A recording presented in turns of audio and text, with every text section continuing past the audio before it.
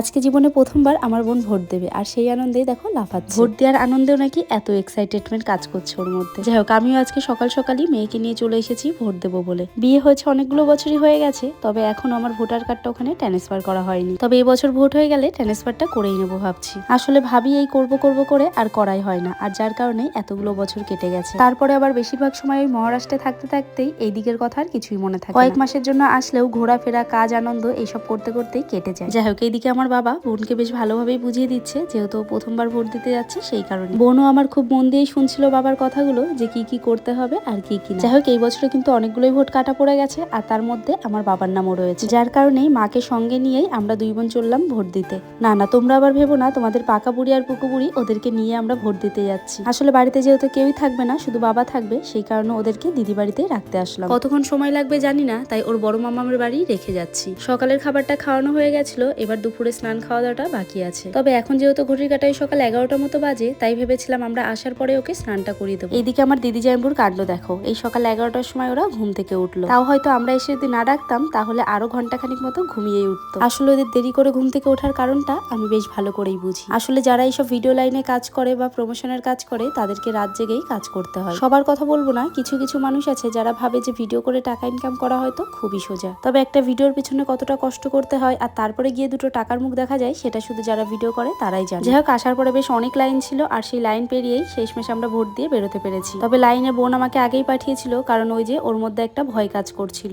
আবার এইদিকে খুব আনন্দও পেয়েছিল যে প্রথমবার জীবনে ভোট দিল। যাই হোক, এই বছর তোমরাও আমার বোনের মতো কে কে প্রথমবার ভোট দিলে অবশ্যই কমেন্টে জানিও। প্রায় 1.5 ঘন্টারও বেশি হয়ে গেছে আমরা এসেছি, তবে এখন তাড়াতাড়ি করে বাড়ি যেতে হবে। ওই যে দেবাংশীকে রেখে এসেছি তার বড় মামামের কাছে, কিন্তু এখনো একবারও ফোন আসে। আর ফোন না আসার কারণ হচ্ছে এই যে তোমাদের পাকা বুড়ি। হ্যাঁ, আমার বদ্দির মেয়ের কাছে কিন্তু আমার মেয়ে বেশ ভালো থাকে। আমি ওকে রেখে যাওয়ার পরেই কিন্তু আমার দিদির মেয়ে দায়িত্ব করে ওর বোনকে খাইয়ে ঘুমও পাড়িয়ে দিয়েছে। তবে আমরা বাড়ি আসার কিছুক্ষণ পরেই আমাদের আওয়াজেই ঘুম থেকে উঠে পড়েছে আবারও। ওঠার পরে আবারও জোর কদমে ওকে ঘুম পাড়ানোর চেষ্টা করছে ওর ছোট মনি। যেহেতু বেশিক্ষণ হয়নি ঘুমিয়েছে, সেই কারণে আমি ওকে বললাম আবারও ঘুমটা পাড়িয়ে দিতে। এইদিকে আমারও শরীরটা খুব একটা ভালো ছিল না, তাই আমি ওকে নিতেও পারছিলাম না। প্রচন্ড পরিমাণে মাথা ব্যথা করছিল, তাই বোনকে বললাম তুই ওর দায়িত্ব নে, আমি একটু ঘুমাই। তবে অনেক চেষ্টার পরেও ওকে ঘুম থেকে ওঠানোর পরে আর কেউই ওকে ঘুম পাড়াতে পারিনি।